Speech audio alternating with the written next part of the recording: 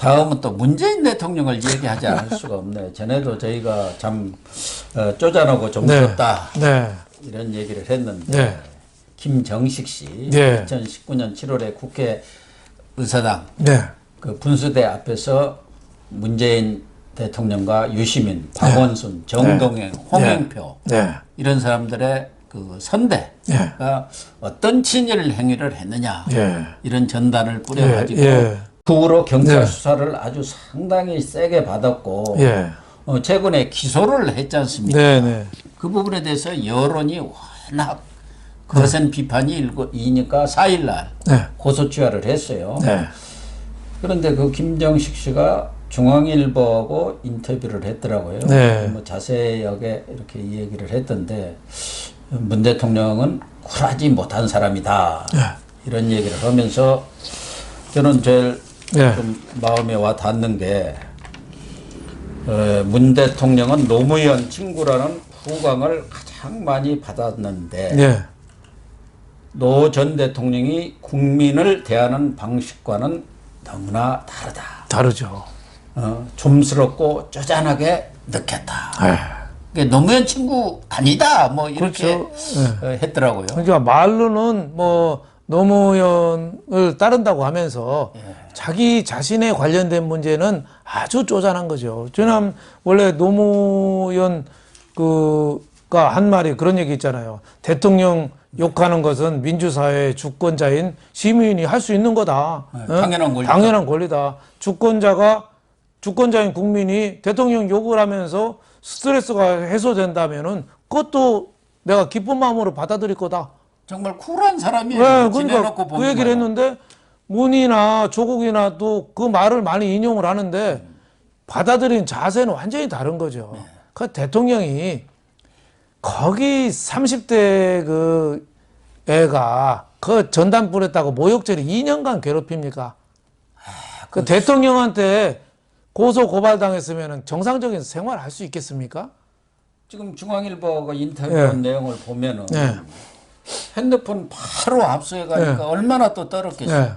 그래가지고 그냥 강압 수사를 그렇게 했다고 그러네요. 그렇죠. 밑에 일단 경찰에서는 뭐 휴대폰도 압수하고 뭐 포렌식 뒤지고 패턴 비밀번호 못하니까 형사시켜서 CCTV에 패턴 여는 거 찍어가지고 그걸 수사시켜가지고 그래서 패턴까지 풀어서 완전히 빨가벗긴 거죠.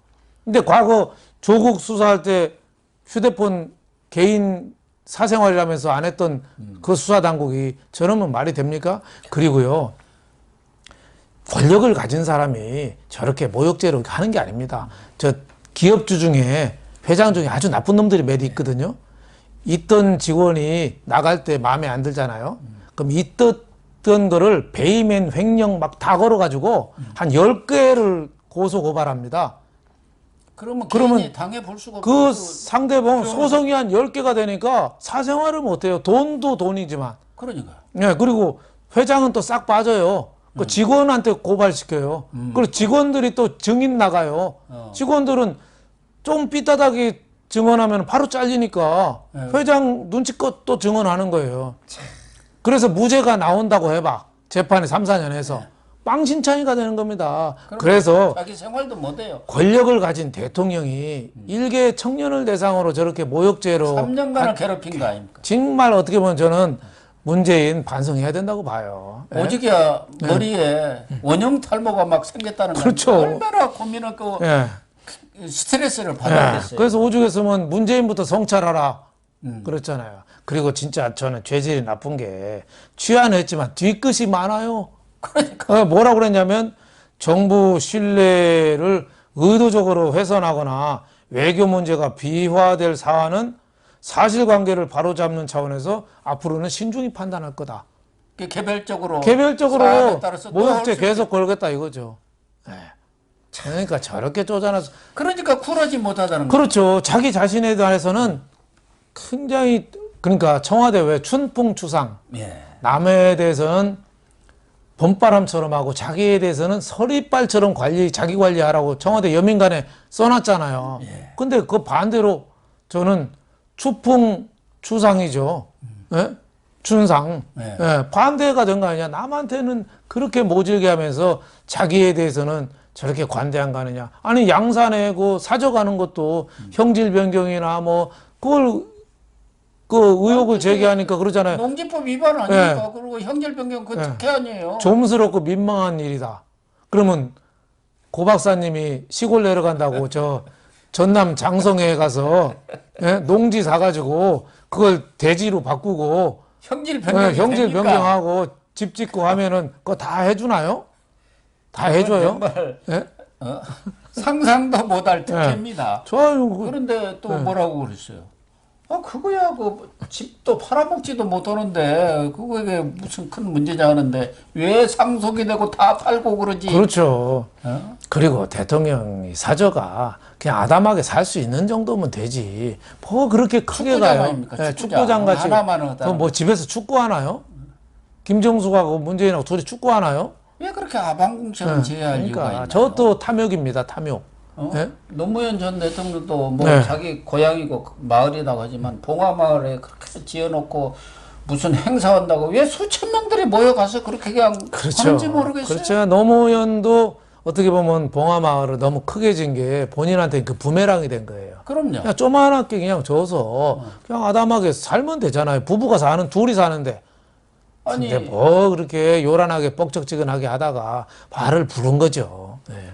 전에 최기하 대통령은 말할 것도 없고 자기 그 원래 살던 한옥으로 돌아. 아니 YS, 네. DJ 다 자기 집으로 돌아갔잖아요. 그렇죠. 뭐 그렇게 넓은 집 아닙니다. 네. 뭐 그리고 100평도 될까 말까 하는 집들이에요. 그리고 옛날 1.21 사태처럼 뭐, 그 북한군이 그 청와대 습격하듯이 그렇게 우르르 몰려옵니까? 아니 그렇게 네. 뭐 아부를 하고 저자세 하는데 왜 그것다고 몰려올 이유가 뭐가 그러니까 있겠어요? 영국 같은 데도 왜 다운인가 10번지인가요? 네. 거기 보면 그냥 길거리에 사는 집이 있어요. 돌랑달랑 돌랑달랑 해요. 다니고. 예. 근데 무슨 저렇게 요새처럼 사절을 만들고 저렇게 하는지 참 국민에 대한 이 코로나19로 고통받는 국민에 대해서는 조금 더 관심이 없고 나는 다르다. 나는 너희들과 달라. 이런 특권의식 이런 것부터 좀 빨리 버려야 된다 이런 생각이 듭니다. 그리고 김정식 씨가 저희가 왜 그 전단지를 만들어서 뿌렸느냐 네. 이것에 대해서 상당히 네. 일리 있는 얘기를 한 것 같더라고요. 제가 읽어보니까 네. 자기들은 반일 프레임, 반일 죽창가 네. 그렇게 불러대면서 그걸 정치적으로 엄청나게 네. 그 당시 이용해 먹었잖아요. 네. 어서국 그렇죠. 때. 그렇죠. 그런데 민주정의 상징성 있는 인물들 지금 문재인 네. 거기서 이 얘기 들어 유시민, 네. 박원순, 네. 정동영, 네. 홍영표 그 부친들이 네. 선대들이 그렇죠. 다 친일 행위를 한 거로 그렇죠. 이렇게 나와 있지 않느냐. 그렇죠. 홍영표 같은 건 사과도 했어요. 그건 뭐- 정동영이도 무슨 네. 사과했을 네. 겁니다. 홍영표 할아버지는 굉장히 높이 있었죠. 그거는 아주 네. 높이 있었죠. 네. 요새 말하면 국회의원 뭐 그런 참의인가 뭔가 네. 뭐 아주 높았죠. 그러니까 말이 안 되는 거죠. 전직 대통령은 뭐 닭, 쥐 뭐 이런 걸로 하고 누드화까지 막 그려대고 하던 게 자기네들은 저렇게 내로남불하는 게 국민들의 지탄을 받아야 될 거 아닌가 이런 생각이 들어요. 저는 저 독일 헬무트 콜 수상 있잖아요. 예. 그 양반이 훌륭한 게 뭐냐면 통일도 했지만은 자기에 대해서 그렇게 인신공격 나오고 그래서 기자들이 그렇게 인신공격하는 게 많은데 괜찮냐 그랬더니 아 그럼 그 지도자는 욕 얻어먹어야죠. 그리고 이거는 명예훼손이나 모독이 아니라 내가 돌대가리라는 거는 국가 기밀이다. 어? 그래서 그 사람들은 혹시 죄를 묻는다면은 국가 기밀 누설죄로 해야 된다. 이런 식으로 하니까 얼마나 국민들이 편하네요. 유머 그렇죠. 이렇게 정치도 해야 그렇죠. 하는데. 옛날 YS나 DJ, JP는만 해도 조금의 유머 공간 여유는 있었어요. 있었죠. 근데 문은 하나도 없잖아요, 그런 게. DJ는 아주 유머가 많습니다. 그렇죠. 유머가 은근히 있었어요. 예. 그러니까 오바마 대통령이 했나 전에 클린턴이 했나 네. 세계에서 제일 욕 많이 먹는 사람이 미국 대통령이라고 네. 그렇게 얘기했지 그렇죠. 않습니까? 그렇죠. 예. 다 욕할 데 없으면 네. 대통령한테 욕하고 그렇죠. 뭐 다른 나라들은 다 미국한테 욕하는 거 그렇죠. 아닙니까? 옛날 링컨 대통령이 자기한테 이중인격자라고 막 비난하니까 링컨이 그랬잖아요. 이중인격자면 내가 이 얼굴로 살겠냐고. 어? 얼굴이 두 개면은 더 잘생긴 얼굴로 살지. 링컨 되게 못생겼잖아요. 그런 얘기를 했다는 거예요. 그러니까 지도자는 여유와 품격. 그러니까 윤여정 영화배우한테 좀 배워야 돼요. 진짜 예. 여자애 같아. 한마디 한마디 얼마나 가시가 있으면서도 할 얘기 다 하잖아요. 근데 뭐는 뭐 하는지 모르겠어요. 하여튼 써준 거 읽는 것도 잘 못 읽는 거 아니냐 이런 생각이 들어요. 이 월광 소나타가 지금 청와대 대변인 됐지 않습니까? 네, 그렇죠. 박경미 월광 소나타 해갖고 네. 눈앞에 뭐 어지고 했잖아요. 소나타 네. 치면서. 네. 전에 강민석 청와대 대변인은 무슨 이유가 네. 있는지는 모르지만 그 얼마 안 했어요. 얼마 안 했었죠. 1년. 잘 있다가 부국장까지 했던 네. 거고 그리고 네. 논설위원으로 잘 있다가 네. 지금 직업까지 잃어버리게 생겼. 뭐 한 자리 주겠죠. 예, 주는데 근데 부인 박경미가 워낙 대변인하고 안 맞는 사람이에요. 여기야말로 그냥 써주는 예, 대로 와서 써주는 있는 대로 사람인데 아니는데 뭘 알아요. 사실은 이 박경민은 저 김종인 예, 그렇죠. 저 국민의힘 비대위원장이 저 민주당 비대위원장 할 때 그 서강대 아마 교수했을걸요, 수학과. 예. 예, 그래가지고 자기한테 예. 비대위원장이 갖고 있었던 이 그렇죠. 비례대표 지명권 예. 그걸 이제 최운열 교수 그거는 제대로 했어요. 그 최훈현, 경리학 그건 뭐 경영하고 뭐 증권, 자본시장이 밝은 사람이니까요. 예. 예, 지금도 뭐 이낙연 예, 예. 전 대표 쪽 아마 그 광주 일고 그 인맥일 겁니다. 예. 거기서 아주 네. 참모 역할을 하는 것 같은데 이 박경민은 수학과 교수다가 느닷없이 사실은 그 최운열 교수도 느닷없이 네. 그 전날 전화하고 자네 그 비례대표 한번 오소 이거 그 다음날 그 서류 그냥 가서류 내고 그 비례대표 얻었다고 그러더라고요. 준비도 없이. 근데 아마 박경민도 비슷한 것 같은데 네. 준비 없이 이렇게 청와대 들어가고 비례대표고 그러다 보니까 이 월광 소나타 하나 가지고 이 국가를 대표하는 그렇죠. 상징적인 그런 대변인을 하고 있으니 그러니까 이 발표문을 보면은 완전히 다른 사람이 써준 거 와서 읽는구나 이것뿐이 안 느껴지더라고요. 읽기도 바쁘죠, 뭐. 예. 물론 뭐 대변인이니까 본변을 하면 안 되지만 그래도 자기 나름대로 소화를 하고 그렇죠. 거기에 대해서 국민들이 납득할 만한 얘기로 이렇게 풀어서 하는 것은 대변인의 역할 아닙니까? 정치인이라 하면 대화를 해야 되거든요. A4 용지만 들고 읽는 게 정치인이 되면 안 돼요.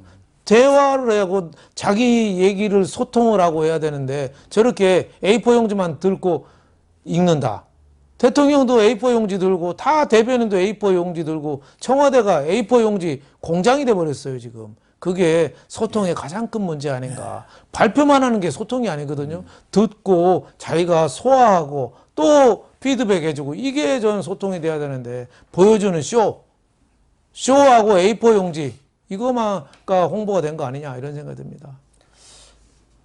뭐 이 김정식 씨도 얘기했지만 이렇게 휴대폰 뭐 시민들한테 그냥 막 앞서고 그러고 나서 또 너 제대로 안 불면 제일 고통을 받은 게 배우가 누구냐 이걸 그렇죠. 그렇게 캐물었다는 거 아니에요? 그렇죠. 옛날에 뭐 저 안기부 지하실 끌려가면 맨날 물어보는 게 그거 그렇게 하고 아니겠어요? 이제 만들어내지 네, 만들어내고. 영면당으로 그렇죠. 그러죠. 예. 너 혹시 어디 국민의힘이나 어디 그렇죠. 야당 누구가 이렇게 혈압겪고 한 거 아니야? 네. 그렇게 이제 밝혀내가지고 딱 이제 이게 조직도를 만들죠. 그렇죠. 예. 그러려고 했던 것 같아요. 예. 그러니까 요새는 뭐 친북으로 엮지는 못하죠. 자기네들이 더 친북이니까. 그러니까 김정식 씨가 광화문 대통령 돼가지고 소통을 하겠다는데 과연 이전 권력자하고 지금 하고 있는 행태가 뭐가 다르냐? 그렇죠. 이렇게 얘기한 거 아니에요? 오히려 한술 더 뜨는 거 아니냐 생각 들고 지금 보도는 잘 안 되고 있습니다만은 김정식 씨 삐라 전단도 보다 더 문제가 되는 게 작년 7월에 문한테 신발 투척한 사람이 있어요. 네? 신발 열사. 네. 네. 그 양반도 억울하게 고생을 많이 했어요. 엄청나게. 그 이후에 제대로 뭐 처벌이 양이 안 드니까 8.15 집회 때 뭐 경찰관 폭행했다고 어거지로 잡아놓고 또 세월호 유족을 못 하겠다고 또 잡아놓고 그런 식으로 해서 저 몇 번 잡아놓다가 지금 겨우 뭐 많이 살다가 지금 겨우 보석으로 나왔다고 하더라고요. 그래가지고 그게 석방일자가 되니까 판사가 예. 또 직권으로 6개월 예. 연장을 했지 않습니까? 그 핑계가 또 가당치 않아요. 전임 판사가 구속 연장이 되도록 다 만들어놨더라. 예? 그러니까 김명수 똘마니 판사. 예. 그러니까 이게 괘씸죄가 걸리면은 법이 정의가 아니고 법이 사용, 개인적으로 이용되는 거 아니냐 이런 걱정이 많습니다. 그렇습니다. 네, 시청자 여러분, 정말 문재인 임기 말 나라가 엉망진창이 되어가는 것 아닌가 하는 생각도 들고요. 특히 여권, 대권 주자라는 사람들이 보통 사람들도 납득하기 어려운 그런 선심 인플레 공약을 벌써부터 쏟아내고 있습니다. 본격적인 대권 레이스에 들어갈 경우 무슨 기상천외한 빌공짜 공약들이 나올지 참 어처구니 없는 상황이 벌어질 가능성이 높을 것 같습니다. 시청해 주셔서 감사합니다.